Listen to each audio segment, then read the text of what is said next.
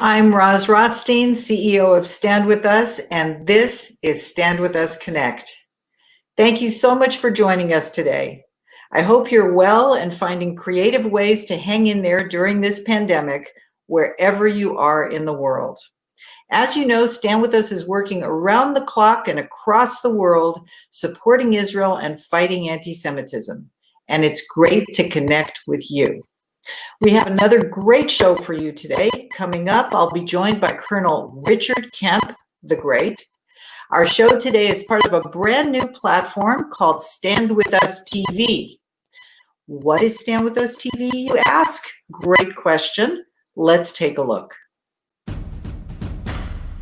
When COVID-19 hit, we launched live shows on Zoom, broadcasting over 30 times. With some amazing guests, our shows were being viewed 1 million times. Now, it's time to take it to the next level. Presenting Stand With Us TV. Harnessing the power of our social media, which reaches millions every week, we'll be bringing you brand new shows every week. We will uncover amazing stories related to Israel and the Jewish people. We will take you to historical sites all over Israel. We will help you find answers to the toughest questions about Israel. We will show you Israel's diversity so you can get to know the people of our country. And we will interview top personalities that you don't want to miss. You get access to all of our quality shows and curated video content. Unlike Zoom, you sign up just once and you have access forever. And it's totally free. If you can't come to Israel, we'll bring Israel to you. Welcome to Stand With Us TV. You can check out all our video content at no cost at standwithus.tv right after the show. Today's show is streaming across Stand With Us digital platforms, and it's never been easier to get involved. You can post a comment during the show, and it'll come up on the screen, whether you're watching on Facebook, YouTube, Twitter, or any other platform. You can also post questions in the comments section to be asked live to our guest. So get interactive with us. Stand with us. Get interactive with us. So here we go. And don't forget, by the way, if you love the work of Stand With Us, supporting Israel, inspiring about Israel, and fighting anti-Semitism around the world, then please do support our work at standwithus.com/donate. Thank you so much in advance. And now let's introduce our amazing guest, the great Colonel Richard Kemp. Colonel Kemp was a former commander of the British forces in Afghanistan and was on the front line in some of the world's toughest hotspots for approximately 30 years. Colonel Kemp is an ardent and devoted advocate for Israel and has spoken in support of Israel multiple times in the United Nations and in forums around the world. Thank you for joining us today as we discuss what drives Colonel Kemp and his unwavering support and love for the Jewish state. Before we begin, I would like to thank you, Colonel Kemp, for not only being such an important voice for Israel and such a credible voice for Israel, but also for speaking to thousands of our students and supporters at the Stand With Us conferences, online, and at multiple Stand With Us community events. Thank you. Your work is truly heroic. Welcome to the show.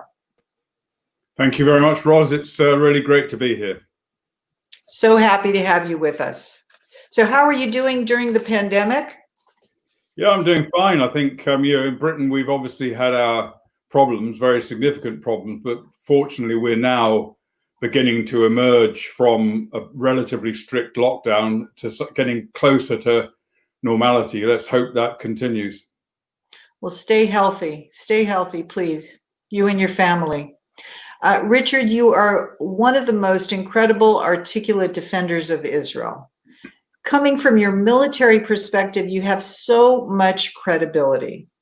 So what is it that drives you to stand up for Israel the way that you do, with such strength and courage? Well, before I answer that question, I'd like to say what a pleasure and an honor it is to join Stand With Us TV tonight. I've worked with Stand With Us in the United States and in Israel and in the UK on a number of occasions, and I've always been deeply, deeply impressed by the professionalism of this organization and the real benefit that it provides to particularly students, but also many other people across the world. So it's a real pleasure to be here. In answer to your question, I've spent a lot of my time during my military service studying Israel, studying the IDF, and visiting Israel indeed.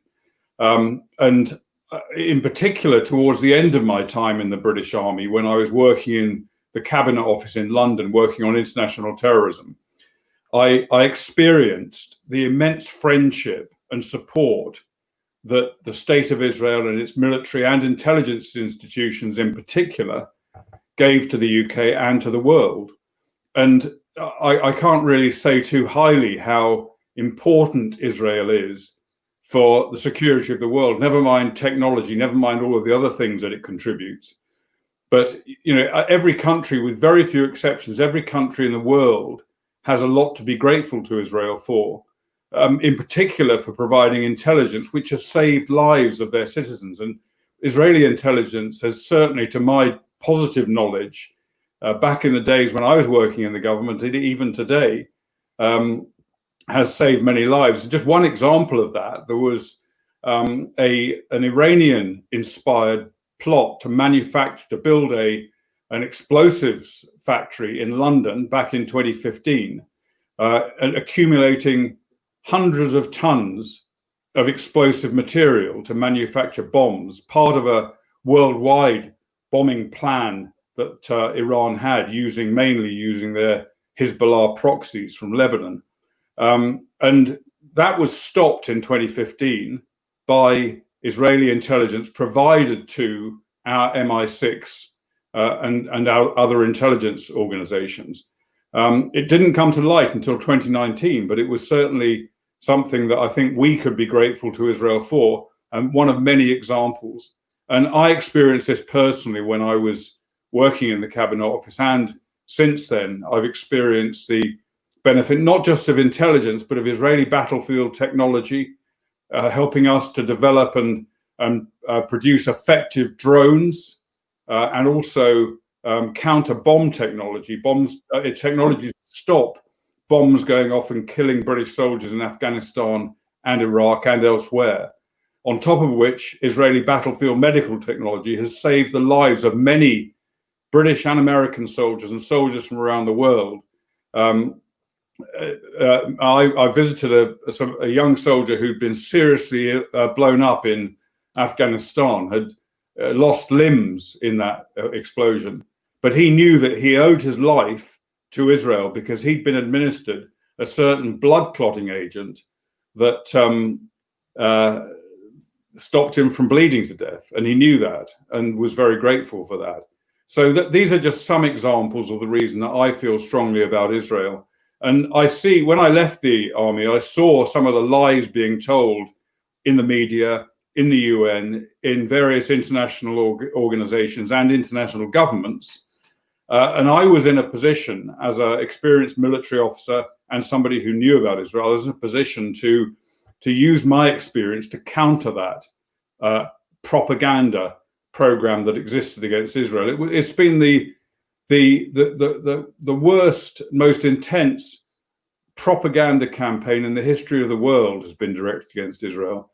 And so I felt it was my duty as a friend who owes so much to Israel to stand up and support that wonderful country that does so much to support our countries. Thank you so much. So it seems that you saw firsthand the partnership, the potential, the real true value of this ally. And so that really, I guess, cemented what you might have already felt I'm just wondering if you could go a little bit into your pre-army sense of Israel. Did you already have a predisposition at all because of the way you were brought up? I would say yes. My father, who never went to Israel, as far as I know, he didn't know any Jews, but he did serve in the Second World War and knew what the Jewish people had gone through, and he felt very strongly that they deserved their own state. And he every time the subject of Israel came up, he would speak strongly at home. I'm talking about now, strongly in support of Israel, which wasn't something that was that common, particularly in the late 60s and the 70s, when it had become much more fashionable to beat Israel. So I started off, I think, with a very much a positive attitude towards Israel. And while I was at school, I followed, because I was always going to be a soldier from the first I can remember, I followed the progress of the IDF and of Israel as a whole in fighting particularly the 1967 war and the 1973 war. And I grew to really admire what the IDF was capable of doing. And then when I joined the army at Sandhurst and later, the IDF became perhaps the most studied army in the British forces. And the reason for that was because at that time, the IDF were effectively and strongly fighting armored warfare and winning it every time. And we were preparing to fight the Russians with armored operations. And so we had a lot to learn from Israel. Subsequently, when terrorism became more prevalent, we learned a lot from them as well. So yeah, it goes back, for me, it goes back to my childhood, the admiration for the state of Israel. So, well, I'm grateful to your father for making you who you are, really, for giving you those good beginnings. I want to stop for a moment and give you, there's so much love coming in for you. We have shout outs from the UK, Finland, Northern Ireland, France, Canada, South Africa, several cities in the United States, including Miami, New York, Los Angeles, where you have spoken to large audiences with me. You and I drove around for long hours, and you were always, always such a fantastic speaker. It's unbelievable. You are really gifted that you can convey everything that you feel and that you've done in this wonderful partnership that you feel so strongly with the state of Israel. We have shout outs also from Belfast, from Ireland, from Brazil, of course, from Israel. Hello, everybody there. Denmark, Cincinnati, Ohio. It goes on and on and on. Everybody loves you, Colonel Richard Kemp. I wouldn't say everybody loves me. I know quite a lot of people don't love me, including some in Belfast, where I served many times. But I'm really grateful for the kind comments and thank you. I would just like to say I think probably one of the greatest honors I ever had in my life was addressing 2 years running live in Tel Aviv the new recruits that were joining the IDF during the forthcoming year. And I was able to speak to a crowd of 30,000 young recruits about to join the IDF. And that was one of the greatest honors and pleasures and privileges I've had in my life, as well, of course, of speaking to Jewish audiences and other non-Jewish audiences in different parts of the world. I am quite sure it was an honor for them as well. I want to ask you about the United Nations. We know you've spoken to the United Nations several times. As a matter of fact, we have a very short video that is so powerful. We thought our audience would like to see it today. So let's watch it together, and then you can comment afterwards about what was going on that day. Mr. President, I was a British commander in Northern Ireland, Iraq and Afghanistan, and have extensive experience dealing with rioting crowds whipped up by armed terrorists.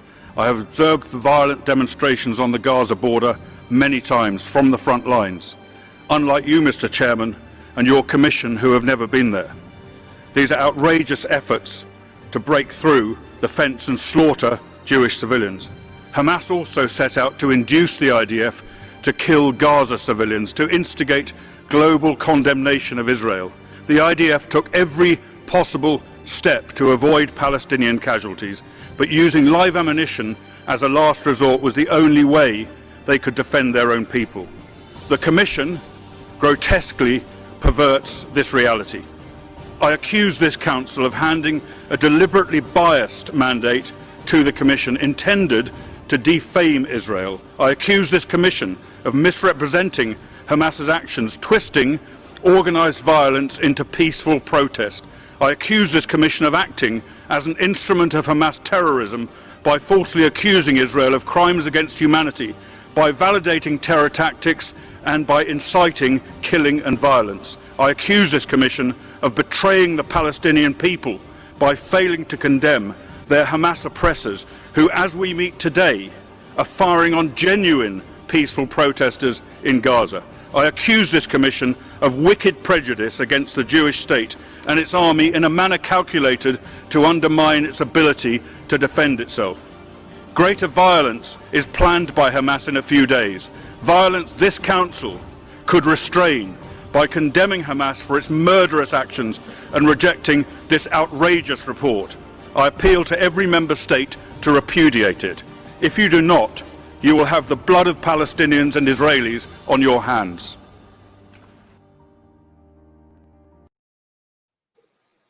Amazing. Thank you. Thank you so much for being there for us. Your voice represented all of us around the world, not just Israel. So thank you. So do you have any thoughts on that day? What do you want to tell us what was going on that day? Well, you'll see I was wearing the same tie that day. I've only got one tie, which is my regimental tie, the Royal Anglian Regiment, which is a British infantry regiment. But the day before this this event in the UN, I was in Israel on the Gaza border, and I came straight from there to the United Nations to speak to this commission that was investigating the violence on the Gaza border and accused Israel of war crimes because they hadn't been there. Not one member of that commission had been in anywhere near the Gaza border, hadn't seen it for themselves. They had no military expertise to inform them about what was happening and why it might have been happening, yet still they were happy to utterly and roundly condemn Israel. And many people around the world joined them. They had this idea that it was a peaceful protest taking place, when in fact what was happening was organized, deliberately planned violence by Hamas and Palestinian Islamic Jihad to force large numbers of people through the border fence and invade Israel, in fact, in very large numbers. They even had maps showing them how to get from a point on the Gaza border to the nearest Israeli villages, so they could go and kill as many people as they could find and then drag the rest back, the other ones they could, back as prisoners. That was the reality of it. They had terrorists behind them in their so-called demonstrations, terrorists who used their weapons from time to time.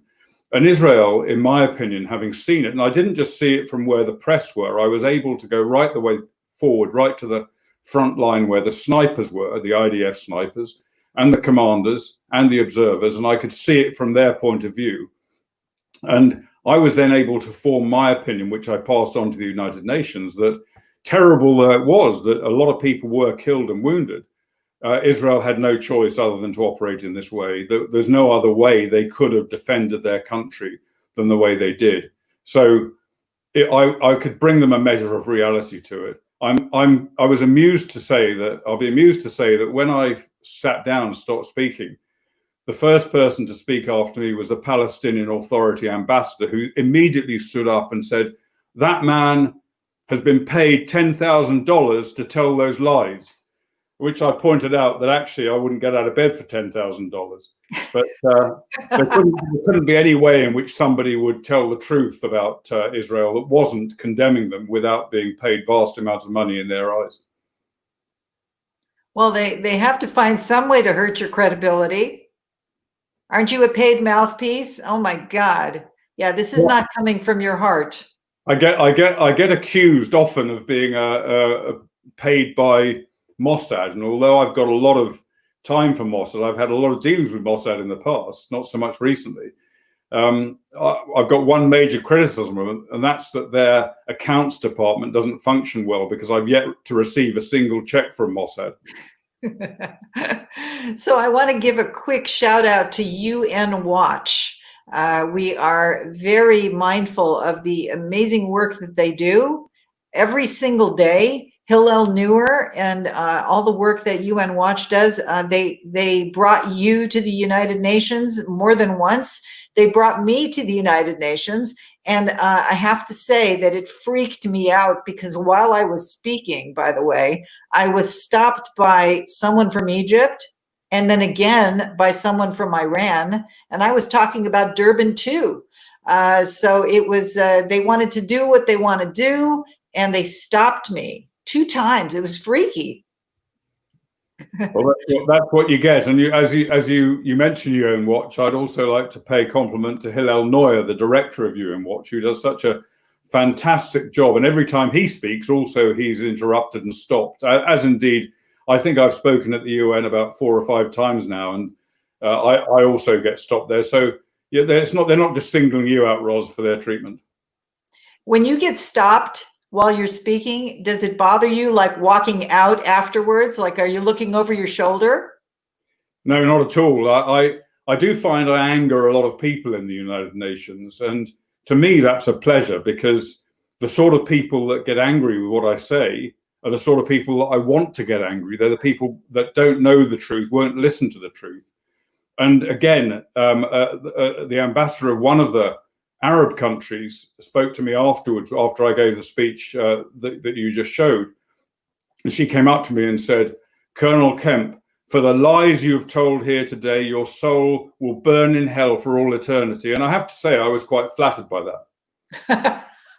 That's the best thing that could have happened, right? You really got her angry. So I want to give more shout outs from Nigeria, Tunisia, London in the UK, Allentown, PA, San Francisco, and also all over California. So everybody's with us today. I hope everybody's well, feeling good, and taking good care of yourselves during this pandemic. We'll get through it.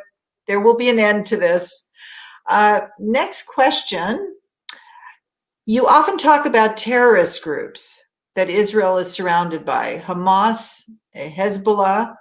You talk about Israel being on the front line. Can you elaborate on that and your appreciation for Israel holding down the fort, so to speak, or being on the front line for everybody? Yeah, I think I can, first of all, sum it up in the words of Jose Maria Aznar, who was the former president of Spain, who formed an organization of which I'm happy to be a part of, called Friends of Israel Initiative, which is made up of former international statesmen from around the world. And he said, if Israel goes down, we all go down. And he's right, because Israel is fighting an enemy that wants to destroy it. They want to destroy, they don't want to make peace with Israel. They don't want to get land concessions from Israel. They want to destroy Israel. That's their objective. We are fighting the same enemy. Our fight is not as intense, because we're not, as Israel is, completely surrounded by people that certainly once, and in some cases even today, still want to destroy Israel.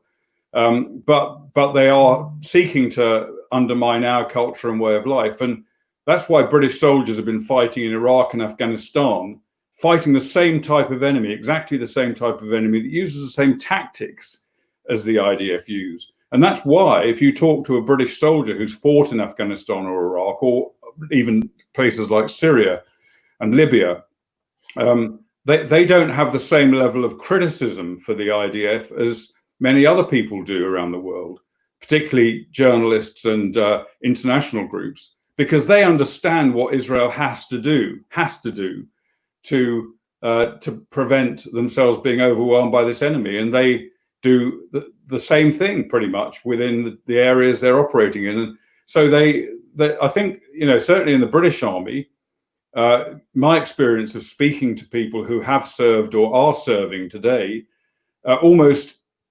invariably have great admiration and respect for the IDF. There are, of course, some exceptions, but most people understand what they're doing and why they do it. And the other thing I'd say in terms of Israel being on the front line is that I mentioned at the beginning the technology and the intelligence that Israel provides us, which is part of this fight, very important part of the fight, but also their position in the Middle East, where they are holding their terrain. And I don't say holding in terms of the fact that I mean it's under real serious threat, because while the IDF exists and while the politicians have the will to use it, it's not under threat. They will always overcome and prevail over their enemies.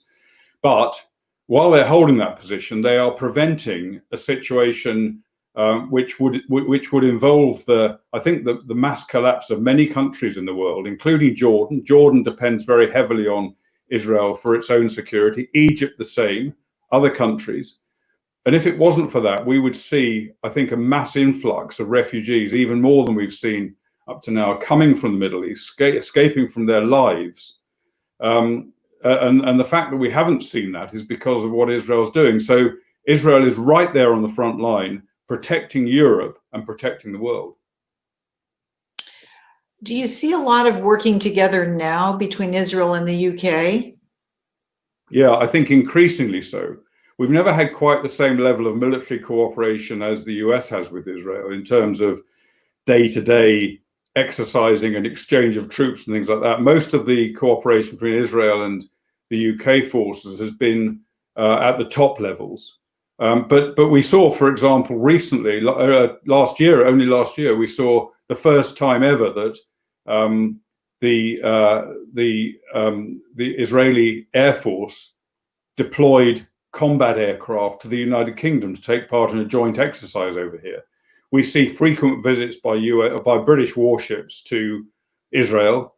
We see visits by staff colleges and other training events going out to Israel to learn what they can about the IDF and exchange ideas. So yeah, we have quite a lot of cooperation between our two forces. I think probably the greatest level of cooperation we have on the security front is between our intelligence services. And I would venture to say that probably no two countries in the world, apart from Britain and America and Israel and America, enjoy anything like the same level of intelligence cooperation as Britain and Israel have. That our intelligence services work hand in glove to help both of the two countries protect each other.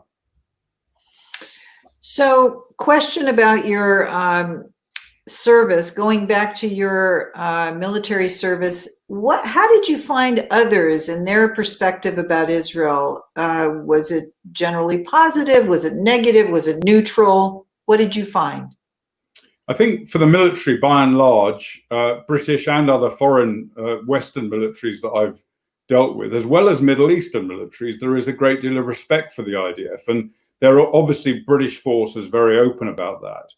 And Americans even more so, probably. Middle Eastern militaries that I've worked with, more guarded, but they still have a huge respect for the IDF. And of course, there is cooperation on the defense and security side between Israel and a number of other countries.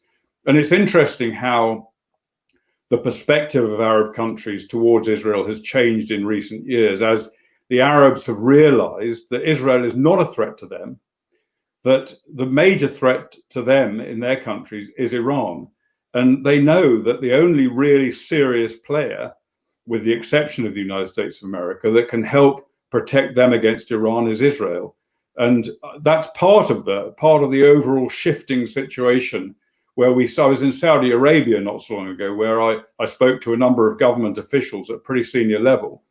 And they were speaking extremely positively about Israel. Again, it was in private. You won't see quite the same public support given by Saudi. You will in other countries in the Middle East nowadays, increasingly. And as I say, underneath the radar, countries like the UAE, Saudi, other countries, other Arab countries are very much on side to Israel and have a completely different attitude to the attitude we saw from 1948. So now I'm going to give you a challenge. We have questions from the audience, and we have so many questions. We're going to try to get through as many as we can in the time that we have left. So if you wouldn't mind giving us relatively like a 1-minute answer to each of these questions so that we can get through as many as we can, that would be amazing. Okay, first question. From Leah from Boston, what message do you have for college students today speaking up for Israel? What would you say to them? Well, you know, I love the sound of my own voice, Roz, so I'll try and keep my answers down. Yeah, I mean, I think I've been deeply impressed by many college students I've seen in the United States and in the UK and elsewhere for the extent to which they have got the courage to stand up and speak against the anti-Israel hatred. And it's not an easy thing to do because they're really at college, university to study and get a degree. Yet they have to have increasing amounts of their energy diverted into fighting Israel's cause because there's so much anti-Israel hatred on campuses these days. And I've witnessed it firsthand. But I think the message I would give is, one, to stay strong, to be fearless, to stand up and speak what you know to be the truth. But in order to do that, you've really got to study the subject in great detail. Now, most students are not there to study Israel and Middle Eastern politics. And so it's an additional burden on their time. But I would say that's so important. And it's very easy, if you do that, to counter the throwaway lines and the prepared sound bites that are given to many of the Israeli anti-Israel protesters. It's extremely important. And the only other thing I'd say, sorry, I'm probably running out of my 1 minute, but the other thing I would say is get as many non-Jews as you can on side to it, because there are many non-Jews at universities who would be sympathetic towards Israel in a way they're not necessarily, because if they understood the truth. So I think it's so important to harness the non-Jewish voice as well as the Jewish voice. And I've personally experienced being able to persuade people who have been opposed to Israel to come around to the other way of thinking. I'm glad you brought that up because we do have many students involved with Stand With Us that are also not Jewish. Christians, Muslims, they get it and they want to be part of it and they join us. So I'm glad you brought that up. That's true. I have a question from Josh in Montreal. Historically, the British Foreign Office has always been opposed to the Jewish state in the Middle East. What has been your experience? Well, I would confirm that. Unfortunately, I think it's improving a little bit now. It depends to an extent on who the foreign secretary is, who the prime minister is, etc. But I think things are changing a little bit. But certainly, when I was working in the cabinet office, and I was involved in setting up the first international terrorism intelligence team in the cabinet office after 9/11, and obviously the first people I wanted to go and speak to were the Israelis because they were the leading experts on dealing with Islamist terrorism. And so I tried to do so, and my efforts to do that were largely frustrated initially by the Foreign Office, who didn't want this type of cooperation.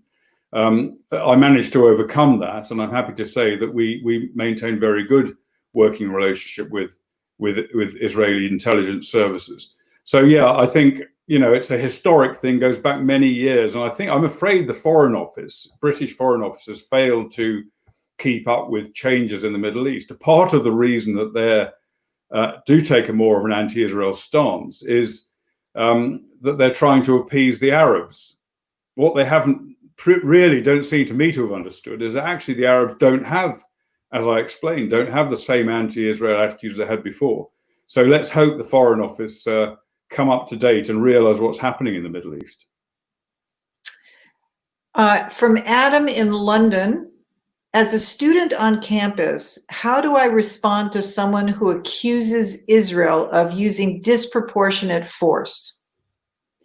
Well, it's a very difficult one because most people who accuse Israel of war crimes and lack of proportion don't understand the laws of war, particularly as they pertain to proportionate action.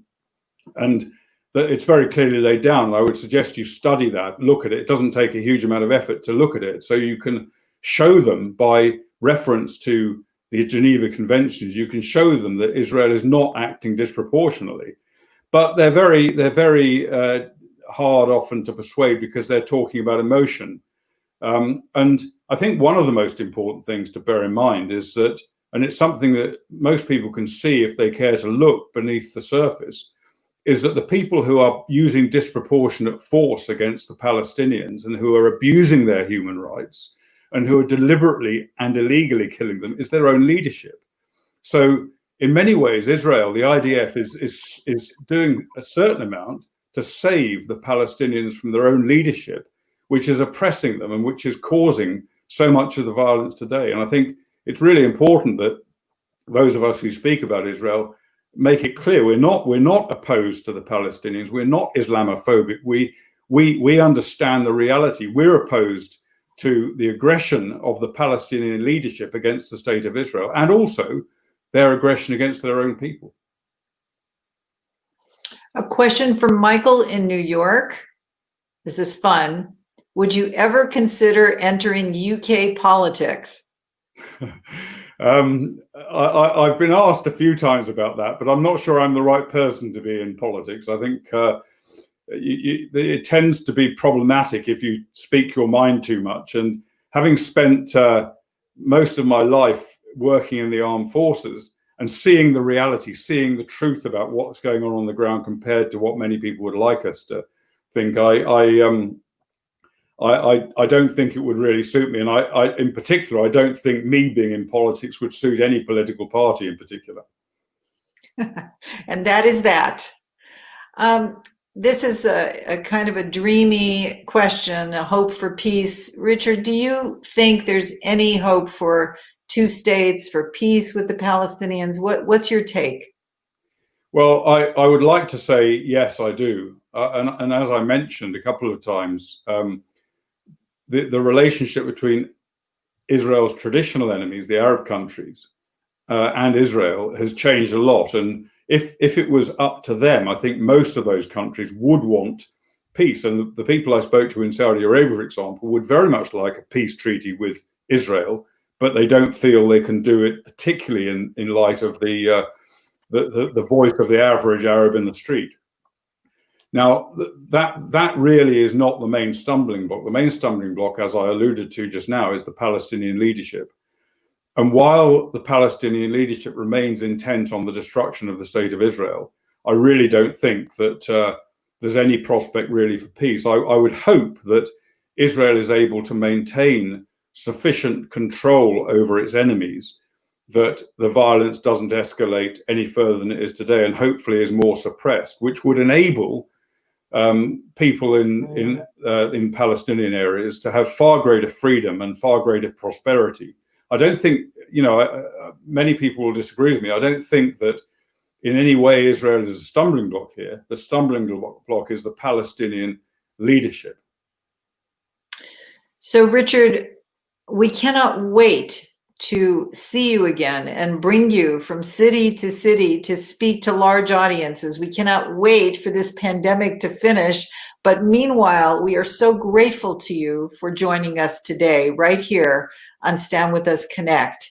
Do you have anything else you'd like to tell everybody before we leave?